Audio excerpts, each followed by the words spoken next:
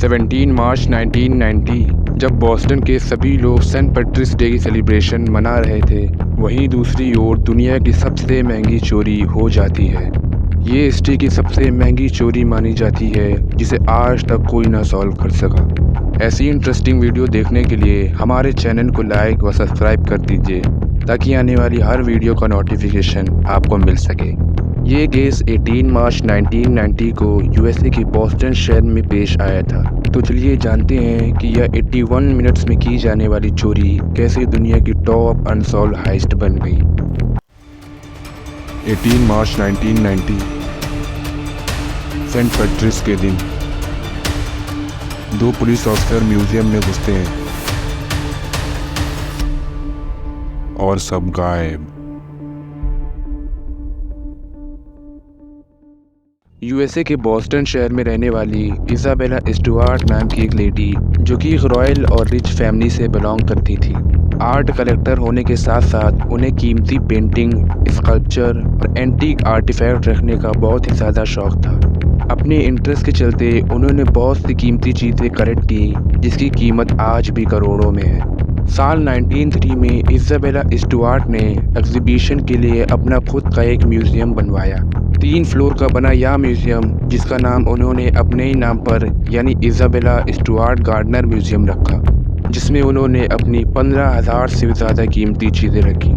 Isabella की इन सभी कीमती चीज़ों में 7,500 से भी ज़्यादा डेकोरेटिव आर्ट ऑब्जेक्ट, 2,500 से भी ज़्यादा बुक्स और 8,000 से भी ज़्यादा हिस्टोरिकल आर्टिफैक्ट्स थे। इन शॉर्ट, इज़ाबेला के पास वह सब चीज़ें थीं जो एक म्यूज़ियम के लिए काफ़ी होती हैं। टाइम गुजरता गया और 1924 में इज़ाबेला की मौत हो गई। मरने से पहले इज़ाबेला ने अपनी आखिरी बात कही थी कि म्यूज़ियम की कीमती चीज़ों के साथ कोई छेड़छाड़ ना की जाए और ना ही उनको बेचा जाए। 18 मार्च 1990 बॉस्टन में हर साल की तरह इस साल भी सेंट पैट्रिक्स डे की सेलिब्रेशन बड़ी धूमधाम से मनाई जा रही थी। लेकिन इस साल का सेंट पैट्रिक्स डे उनके म्यूज़ियम के लिए एक बुरा दिन था। 18 मार्च की रात के 1 बजे करीब 2 पुलिस ऑफिसर अपनी कार लेकर म्यूज़ियम के पास आते हैं और म्यूज़ियम का मेन गेट खटखटाते हैं। म्यूज़ियम के अंदर सिर्फ 2 ही गार्ड मौजूद थे, जिसमें से एक का नाम रिक अबाद था, जिसकी उम्र 23 साल थी, और दूसरा रैंडी हेस्टन था, जो कि 25 साल का था। पुलिस ऑफिसर बताते हैं कि हमें एक आदमी का अरेस्ट वारंट मिला है और हमें शक है कि वह यही म्यूज़ियम में छुपकर बैठा है। म्यूज़ियम का यह प्रोटोकॉल था कि म्यूज़ियम बंद होने के बाद किसी को भी अंदर जाने की परमिशन ना थी, यहाँ तक कि बॉस्टन की पुलिस को भी नहीं। लेकिन उनके ज़बरदस्ती करने पर रिक अबाद गेट खोल देता है। पुलिस ऑफिसर अबाद को देखकर तुरंत कह देते हैं, ये तो वही आदमी है जिसका हमें अरेस्ट वारंट मिला है। वह दोनों तुरंत अबाद को पकड़ लेते हैं। आपको बता दें, यह कोई असली पुलिस ऑफिसर नहीं थे, बल्कि एक चोर थे जो पुलिस की ड्रेस पहने थे।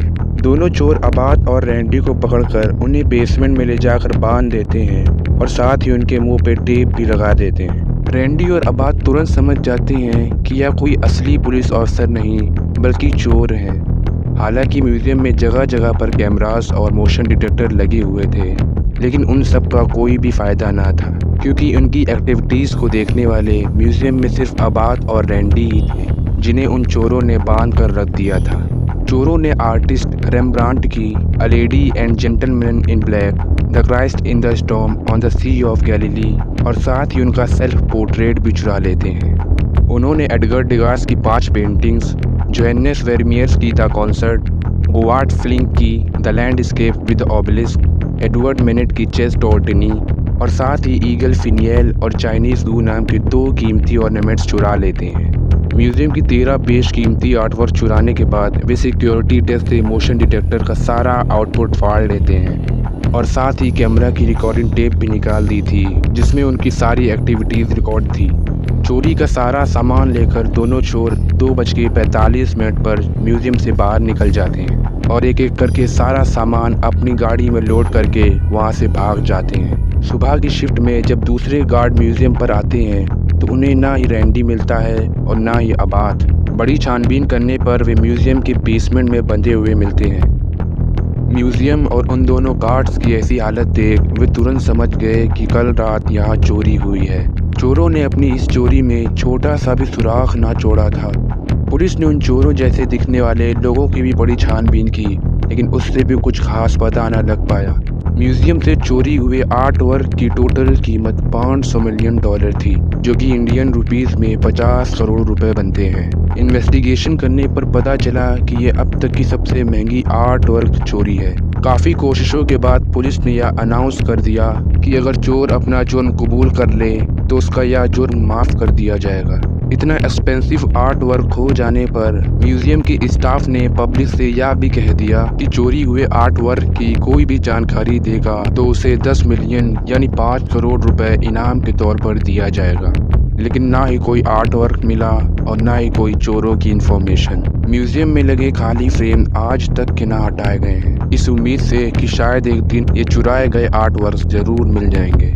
81 मिनट्स की ये चोरी ने कैसे क्राइम अथॉरिटीज को सोचने पर मजबूर कर दिया। आज 34 ईयर्स बाद भी यह चोरी दुनिया की सबसे महंगी आर्ट रॉबरी मानी जाती है। उम्मीद है आपको यह वीडियो बहुत पसंद आई होगी। मिलते हैं अगली इंटरेस्टिंग वीडियो में।